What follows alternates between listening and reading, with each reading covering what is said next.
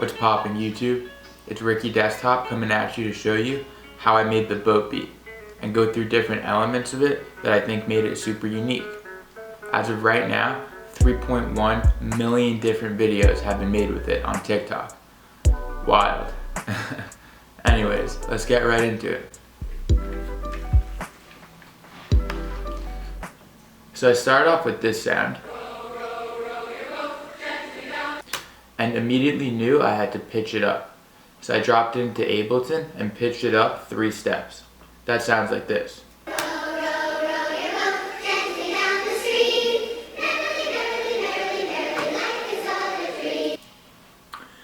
From there, I chopped it up so it would be hard when the drums come in.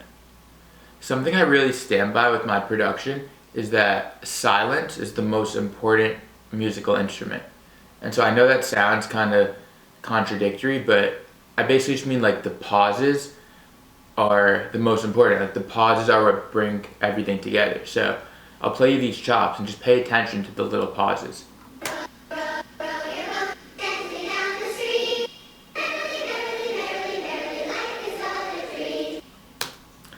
Dope. And then so from there, I basically was faced with a decision.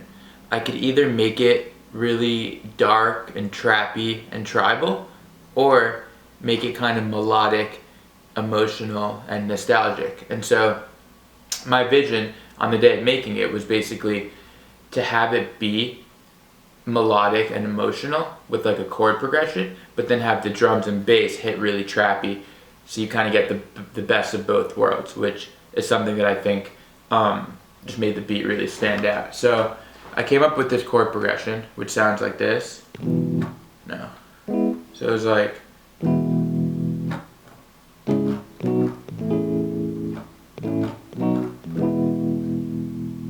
then I played it choppy so they would match up with the chops perfectly. So I played it like this.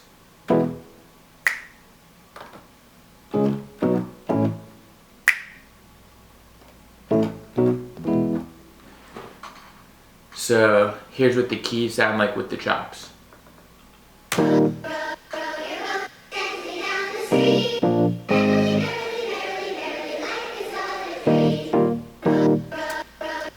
then from there I just played in the bass line to mirror the chord progression. So it was basically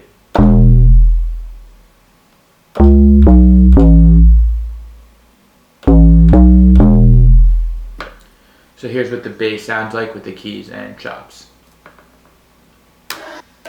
Wait.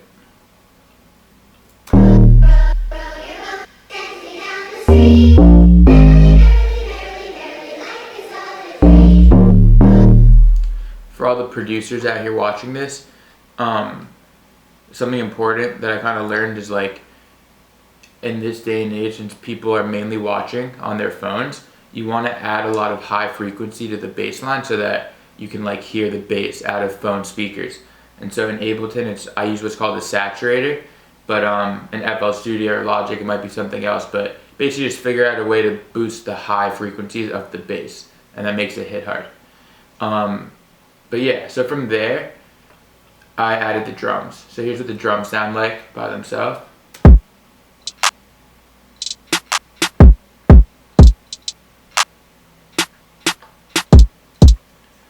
So I grew up playing drums. Like that was my first musical thing. And literally since I was born, I was always playing drums in the house. We always had a drum set. And so I take the drums really seriously. And so something I also really stand by is like, the imperfections are what make the drums perfect. And so like, you can even see visually, everything is slightly off the grid, not perfectly quantized, and I really feel like it's these imperfections that make the groove so dope. And so like you see here, the hat is a little to the left, the clap's a little to the right, so like the hat is early, the clap is late. These hats are late just ever so slightly, and like those slight imperfections give it the groove. So I'll play it again just so you can hear it with that in mind.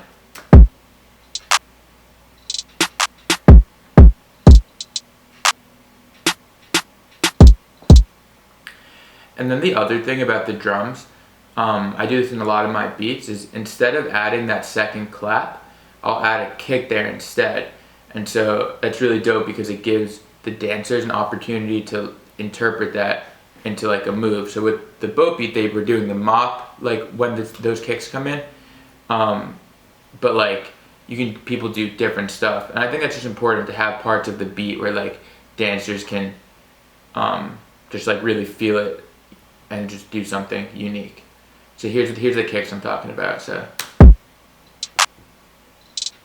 kick, kick, kick, and yeah, I just think it's dope. I think it's just like a unique thing. Instead of having to clap every time, just put the kick in.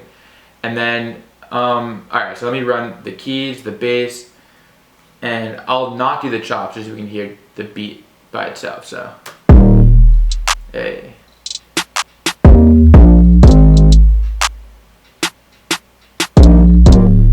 So you can hear it's coming together. And then from there, the finishing touch was really this brass sound that sounds so hard over the bass. So this is the brass.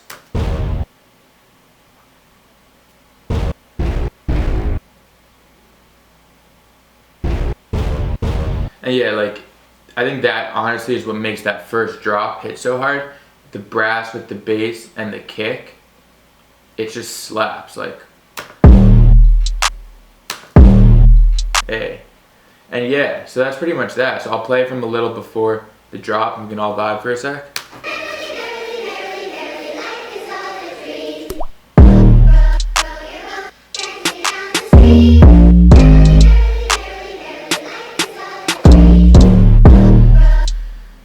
Yeah, so that's pretty much the main chunk of the beat. And again, like I think the main factor that makes it unique is that it's sort of emotional and nostalgic, but also just hits mad hard with the bass, and it's just super danceable.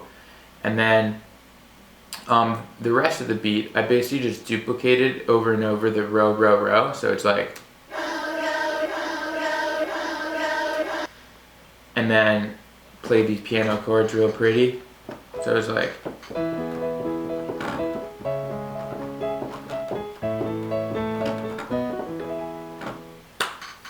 and yeah, and that's it. And then what built up, like add some more keys and pads and shit, but it's really the main. So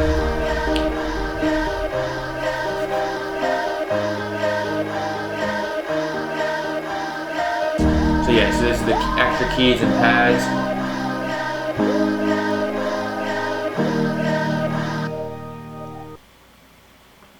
And then